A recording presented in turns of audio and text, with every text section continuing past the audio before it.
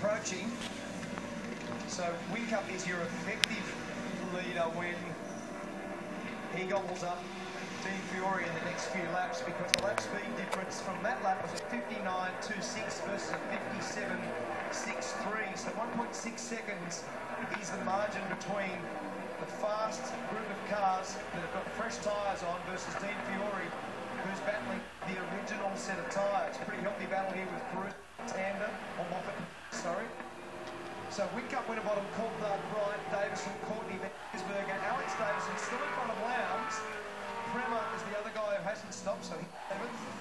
Dave and Scott McLaughlin. I've seen some good pace from him and this team this year. Remember, these cars were built by Triple Eight Race Engineering and Dodo Car Insurance supporting this campaign this year. But Dino's really enjoying driving the car. It's been a step up for him. Got Brendan Hogan, Dean Fiore's engineer. Mate, was this a strategy at the start of the race? No, mate, we're just seeing how it goes. It's actually Dave's car over here. I want Scotty's car. I've asked the wrong one. Not a shot luck at the moment, so we're just praying for a safety car on Mike. That's me being the amateur that I am, boys. Might ask Couchy, he's here. See, was this strategy, mate? We weren't in a very good quality position, so we thought we'd roll the dice a little bit. That safety car at the start of the race has helped us a bit. Yeah. Yeah, look, we're not going to win the thing, but we'll see where we end up. So you are now, you're committed to staying out? Yeah, mate, we've got to. Yeah, okay, good stuff. Thanks, guys. Good on them. If he stops now, it's an absolute disaster. So they're all over him, no surprise. And big chunk of time taken in this last sector. But he is doing a good job. I like him. I like the thought of trying to do this, especially with that early safety car. So right down the inside of his teammate, Fabian Coulthard. Fabian wisely didn't try to cover or to block. And now, to see Winterbottom, oh, this will hold both of them up. Winterbottom gets down there. So Dean was caught wide. I heard Andrew Edwards in the background say the target is Winterbottom. So Jason Wright's got crosshairs on the back of the Pepsi Max Falcon at the moment, trying to figure out how to narrow that margin. He's got Dean Fiore in the middle, Dean's third in the purple Dodo car there. So Jason will get off to 5 much easier with a whole lot more tyre grip and fire down the inside at 6. So there's first, second and third cleansed. Whincup, Winterbottom, Bright, Fiore for the moment, then Coulthard will grab him as well. And Dean will fall to just outside the top 10 somewhere. Boys, I don't know, I'm just watching Winterbottom sit back there. If we recall in yesterday's racing, he was very, very good on the last 3 or 4 laps. He managed his tyres during the race very well. And when you look at Mark Winterbottom's data, his race data, the way he drives the car, he's one of the smoothest guys on the circuit. I wouldn't discount at the moment, he's just looking after them, ready for a pounce on the last couple of laps. The younger tyres serving Jason Bright well at the moment. This was this little moment that we were talking about a second ago where Dean was caught wide and Mark had to get down the inside of him. We're on board now with Winterbottom. That's the pass for second position. Now the hard stuff begins for Jason Bright. So he'll whittle this air gap down, but then he's 5 laps difference in tyre age, but he's got to do something special in car speed to be able to get around either of the 2 in front. That's going to be a bit tricky. This is pretty tricky. That looks a bit tricky, doesn't it? Weeds out there. And this is a Merc and an Enforcer. Big horse. Trouble. Safety car. That's Michael Caruso, Tim Slade and Russell Ingall, who you're riding with the Super Cheap Auto Racing. Big dive bomb pass.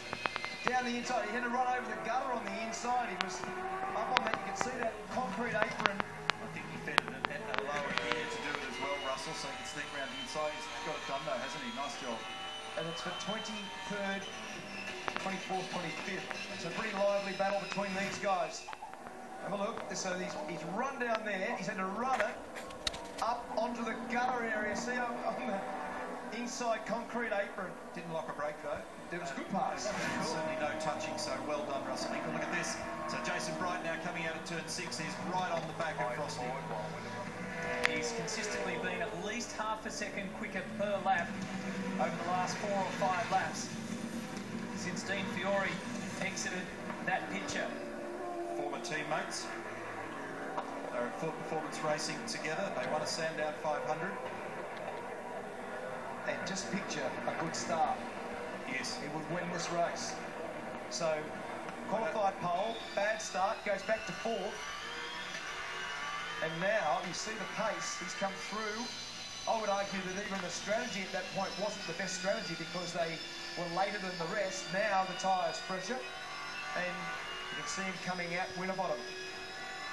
Right in the critical phase right now though, Jason Bright, because right now is when you use the tyre. Here we go, the move. He looks, it's about 7/8 of a car width there, and he squeezes up. There's a bit of a rub on the exit, but Bright's got position now. Frosty's squeezed out wide. Now he's got the run down the inside to turn number 7. They are rubbing mirrors. That's scary stuff. That's great. A little bit cheeky in the braking area. Nice work, mate. Nice work. You got 3 to go. 3 to go. That was wild.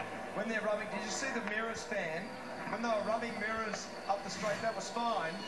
But in the braking area, at the bottom of the hill, that was wild. So this is the rub. They had a little rub at turn 6, little bump, and then they run right up over the hill. Look at how much road Winterbottom used. Now just watch really closely because the mirrors rub now.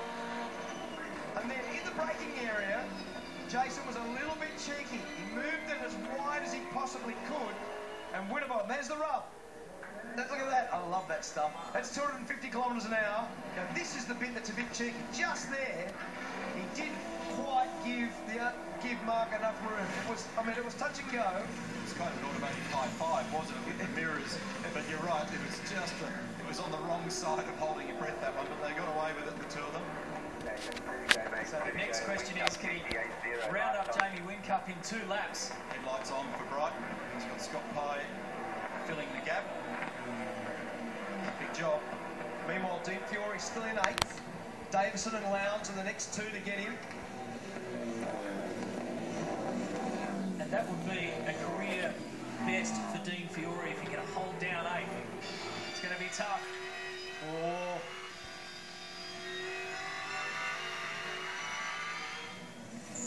There's your gap. 1.5 laps left in this race. And we're absolutely benefiting from a great play by Red Bull Racing Australia to bring him in early.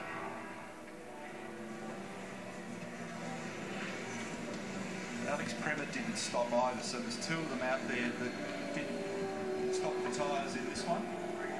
And Scotty Pye. And Scotty Pye, you can see him in the tail on the right, 27th at the moment. Okay, last lap.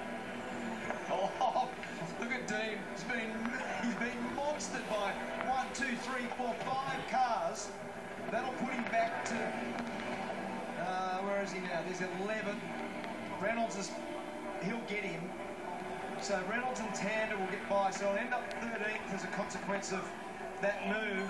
That's pretty wild stuff. They've had a bit of history, those boys. They do, side by side through turn 3 there. Here's the margin, 1st to 2nd, and I don't think Jason's got any response now. He'll be kicking himself about that start. Car was definitely fast enough to have won today. But the winner of race 11 will be our championship leader. Congratulations, mate. Nice work. Rojo's back. All you, mate. All you. Oh, yeah, brother. Try to come in 2nd. Love your work. Jamie Whincup hands the kudos over to his team and to his engineer, Mark. Making that strategy call earlier and paid dividends beautifully. He helped to beat Bright by 0.7 of a second. Tim Slade's going to have a final dive here on John O'Webb. It goes so far out wide, he almost ended up in the old pit lane. Whoa! That was for position 22. It's wild, isn't it? Deep Fiore finished 13th. Very good job. There's our winner.